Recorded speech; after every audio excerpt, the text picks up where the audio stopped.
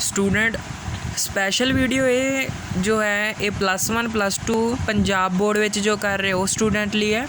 अज आप लैटरस शुरू करवानियां वा ये जी मोस्ट इंपॉर्टेंट लैटर आ साडी +2 class evil of begging +1 which भी हैगी आ +1 +2 दियां सेम ही लैटरस वा। तो आपां तुहानूं दस्सिया सी कि आपां इंग्लिश ग्रैमर की बुक तो ही लैटरस करनियां वा। कुछ भी मतलब ग्रैमर कोई भी ग्रैमर का टॉपिक जिहड़ा गाइड तो नहीं करना। तो ये जिहड़ी बुक वा +1 +2 क्लास दी आ इत्ते 3rd लैटर आ ईवल ऑफ बैगिंग। तो पर यदी वोकैबलरी आ जो थोड़ी टफ होने का करके इसलिए मैं तुहानूं अपने कोलों नोट्स बनाने हैं। ठीक है, ये एक लैटर रोज़ करूँगे तुसीं पक्का टॉप करूँगे। ठीक है, तो ठीक है शुरू करते हैं लैटर आपां ईवल ऑफ बैगिंग। ठीक है, मतलब कि भीख मंगना एक बुराई आ। ठीक है, सब तो पहला जिहड़ी जेकर कोई भी लैटर आ उहदे विच आह वाली लाइन इनू तो रट्टा ही मार लो कि हर लैटर दे फ्रंट दे विच लिखनी है। ठीक है, sir I shall feel grateful to you if you kindly publish the following few lines in the column of your esteemed paper against the evil of begging. ठीक है, भी मैं तुहाडा बहुत धन्नवादी होऊंगा जेकर तुसी अपने ये जिहड़ियां कुछ लाइनां वा अपनी न्यूज़पेपर दे एक कॉलम दे विच छाप दोगे। ठीक है, ये लाइन लैके फिर आप लैटर शुरू करनी है। किस तरह लैटर है, street bagging is a regular nuisance कि जिहड़ी स्ट्रीट बैगिंग आ वो रोज़ की परेशानी बनता जा रहा, रोज़ की परेशानी बनता जा रहा। It is a blot on the fair name of our country. ये साडा जिहड़ा देश आ उहदे नाम दे उत्ते एक धब्बा वा, ब्लॉट वा। ठीक है, बैगिंग इज़ एन ईवल जो भीख मंगना वा वो एक ईवल आ, एक बुराई आ। पर इन इंडिया दे विच it has become an organised profession. पर इंडिया दे विच ये एक जिहड़ा प्रोफैशन बन चुका, किता बन चुका। सानू सब नूं पता कि इत्थे हट्टे कट्टे इंसान पूरे हैल्थी वैल्थी भीख मंग रहे आ काम करन दी बजाए। ठीक है, सो फस्ट लाइन्स दे विच इन्ने पैरे दे विच यही सीगा। ठीक है, इन्ने दे विच फिर अगे देखो की आ कि beggars are very common sight. Beggar मतलब बहुत आसानी नाल देखे जा सकते, देखते हैं सानू किते भी।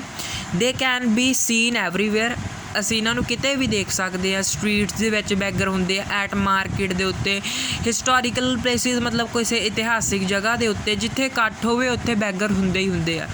रेलवे प्लेटफॉर्म ते देख लो, near the place of worship जां मंदिर जां किसी पूजा पाठ दे मतलब किसी गुरुद्वारे दे कोल पक्का बैगर्स हुंदे ही हुंदे आ। ठीक है, नैक्सट की है, beggars gather round you in bus train.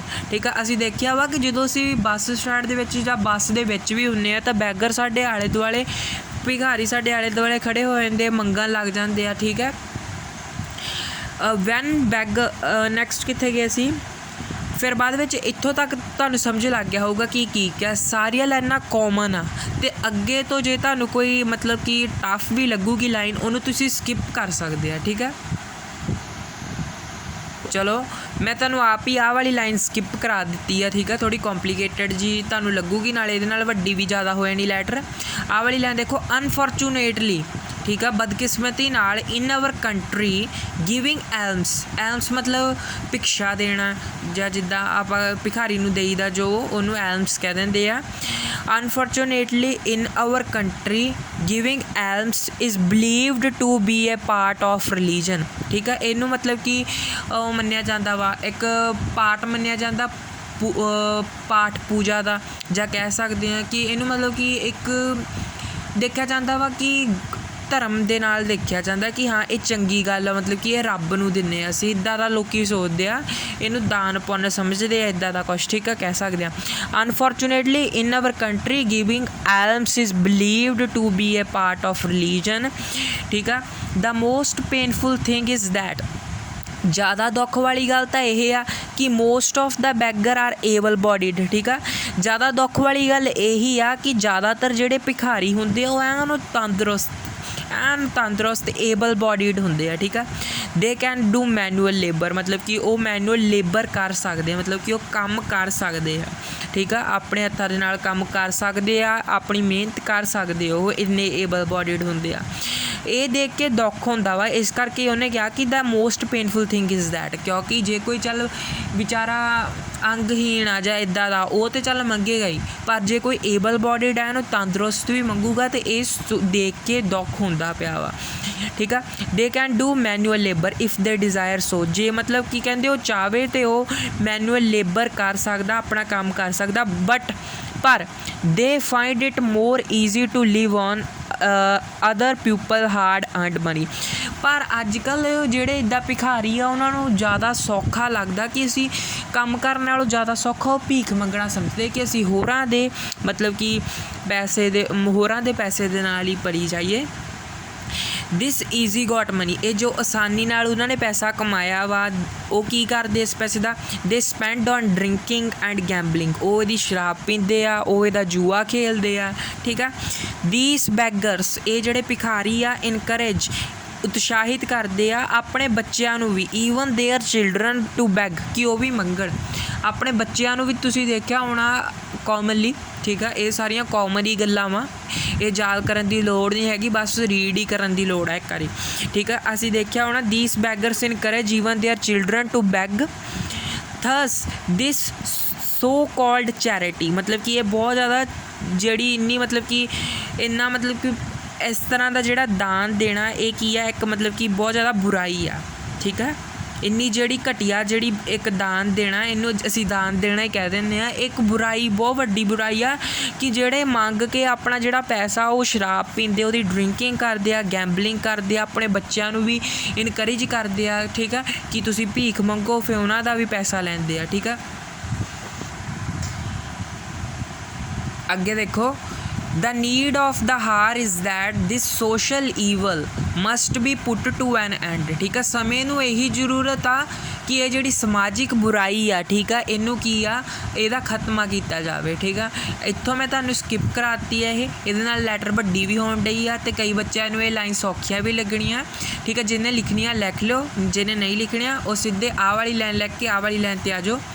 ਠੀਕ ਆ, ਥੋਸ ਹੂ ਗਿਵ ਐਲਮਸ, ਮਤਲਬ ਜੋ ਜਿੱਦਾਂ ਭਿਖਾਰੀ ਨੂੰ ਭਿਕਸ਼ਾ ਦਿੰਦੇ ਆ। ਠੀਕ ਆ, to the strong and able bodied man and woman and children should be punish. ਠੀਕ ਆ, ਆਹ ਵਾਲੀ ਲਾਈਨ ਲੈ ਕੇ ਫਿਰ ਆਹ ਵਾਲੇ 'ਤੇ ਆ ਜਾਓ ਵੀ ਜਿਹੜਾ ਵੀ ਐਨ ਉਹ ਤੰਦਰੁਸਤ ਸਰੀਰ ਵਾਲੇ ਕਿਸੇ ਵੀ ਮੈਨ ਨੂੰ ਜਾਂ ਵੂਮੈਨ ਨੂੰ ਜਾਂ ਕਿਸੇ ਬੱਚੇ ਨੂੰ ਭਿਕਸ਼ਾ ਦਿੰਦਾ ਦੇਖਿਆ ਜਾਂਦਾ ਵਾ ਅਤੇ ਉਹਨੂੰ ਜਿਹੜਾ ਕੀ ਆ ਸਜ਼ਾ ਦਿੱਤੀ ਜਾਵੇ। ਠੀਕ ਆ, hope the government take appropriate action to check the spread of this evil in our society. ਉਹ ਕਹਿੰਦਾ ਕਿ ਮੈਨੂੰ ਆਸ ਵਾ ਕਿ ਜਿਹੜੀ ਸਾਡੀ ਸਰਕਾਰ ਵਾ ਉਹ ਵੀ ਇਹਦੇ ਅਗੇਂਸਟ ਕੋਈ ਐਕਸ਼ਨ ਲਊਗੀ ਕਿ ਇਹ ਕਿਉਂ ਫੈਲ ਰਹੀ ਆ ਸਾਡੀ ਸੁਸਾਇਟੀ ਦੇ ਵਿੱਚ ਇਹ ਬੁਰਾਈ ਨੂੰ ਘੱਟ ਕਰਨ ਦੇ ਲਈ, ਇਹਦੀ ਸਪਰੈਡਨੈਸ ਨੂੰ ਘੱਟ ਕਰਨ ਦੇ ਲਈ ਜਿਹੜੀ ਸਾਡੀ ਗਵਰਨਮੈਂਟ ਵੀ ਉਹ ਕਹਿੰਦਾ ਕਿ ਮੈਨੂੰ ਆਸ ਆ ਕਿ ਇਹਦੇ 'ਤੇ ਐਕਸ਼ਨ ਲਊਗੀ। ਯੂ ਆਰ ਫੇਥਫੁਲੀ, ਬਹੁਤ ਹੀ ਜ਼ਿਆਦਾ ਈਜ਼ੀ ਸੀ। ਪਹਿਲਾਂ ਕੀ ਤੁਹਾਨੂੰ ਪਤਾ ਹੀ ਆਹ ਵਾਲੀ ਲਾਈਨ 'ਤੇ ਲਿਖਣੀ ਆ। ਠੀਕ ਆ, ਜਿਹੜੀ ਆਪਾਂ ਪਬਲਿਸ਼ਰ ਨੂੰ ਲਿਖਣੀ ਆ।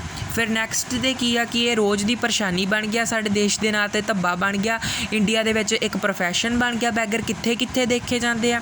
ਠੀਕ ਆ, ਫਿਰ ਬਾਅਦ ਵਿੱਚ ਦੱਸ ਦੇਣਾ ਕਿ ਏਬਲ ਬੋਡੀਡ ਜਿਹੜੇ ਇਹਨੂੰ ਤੰਦਰੁਸਤ ਉਹ ਵੀ ਮੰਗਦੇ ਫਿਰਦੇ ਆ। ਫਿਰ ਜਿਹੜੀ ਭੀਖ ਮੰਗਦੇ ਉਹ ਕੀ ਕਰਦੇ ਆ ਭੀਖ ਦਾ। ਠੀਕ ਆ, ਬਸ ਨੈਕਸਟ 'ਤੇ ਐਂਡ 'ਤੇ ਇਹੀ ਲਾਈਨ ਲਿਖਣੀ ਹੁੰਦੀ ਆ ਕਿ ਜਿਹੜੀ ਸਰਕਾਰ ਨੂੰ ਇਹਦੇ 'ਤੇ ਐਕਸ਼ਨ ਲੈਣਾ ਚਾਹੀਦਾ, ਸਾਨੂੰ ਵੀ ਇਹਦੇ ਅਵੇਅਰ ਹੋਣਾ ਚਾਹੀਦਾ ਇਹਦੇ ਅਗੇਂਸਟ। ਠੀਕ ਆ, ਅਤੇ ਬਸ ਇਹੀ ਆ ਥਰਡ ਲੈਟਰ ਜਿਹੜੀ ਕਿ ਮੋਸਟ ਇੰਪੋਰਟੈਂਟ ਆ। ਠੀਕ ਆ, ਅਤੇ ਆਪਾਂ ਨੈਕਸਟ ਕੱਲ੍ਹ ਨੂੰ ਦੂਜੀ ਆਊਗੀ, ਅਤੇ ਜਿਹਨੇ ਸਕਿਪ ਨਹੀਂ ਲੈਣ ਕਰਨੀ ਨਾ ਕਰੋ। ਠੀਕ ਹੈ, ਅਤੇ ਪੱਕਾ ਤੁਸੀਂ ਟੌਪ ਕਰੋਗੇ, ਇਹਨੂੰ ਰੱਟਾ ਨਾ ਲਾਇਓ, ਜਸਟ ਸਮਝੋ, ਰੋਜ਼ ਭਾਵੇਂ ਥੋੜ੍ਹਾ ਹੀ ਪੜ੍ਹ ਲਓ। ਠੀਕ ਆ, ਐਂਡ ਥੈਂਕ ਯੂ। ਪਲੀਜ਼ ਜੇ ਚੰਗਾ ਲੱਗਦਾ ਸਬਸਕ੍ਰਾਈਬ ਜ਼ਰੂਰ ਕਰ ਦਿਓ।